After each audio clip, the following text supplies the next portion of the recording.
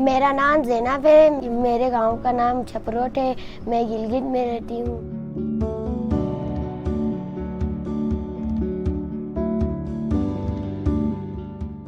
मेरे वालिद फौत हो चुके हैं। हम घर में 5 हैं।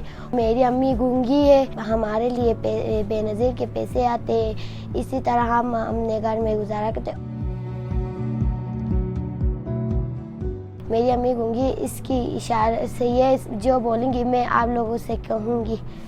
मम्मा बेसन सही बाम खोसे ना बेनज़ीर रुपाम सुना आते हैं दू बाम खोसे बेसन सही बाम में ये कह रही कि पैसे हमें देते हैं, लेकिन ये बहुत अच्छे हैं।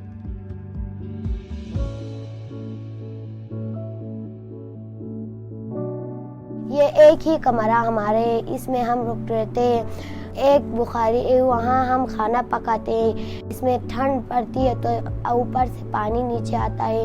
इसी तरह हम लोग कोई चीज़ बर्तन नीचे रख कर उसमें भर गया तो बाहर फेंक कर फिर दोबारा वो बर्तन रखते हैं।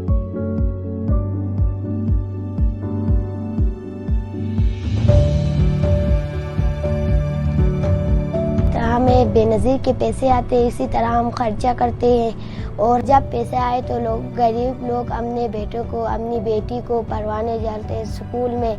इसी तरह लोगों की ज़िंदगी संवार जाती है। बेनज़ीर के पैसे बहुत ही ज़रूरत होती है।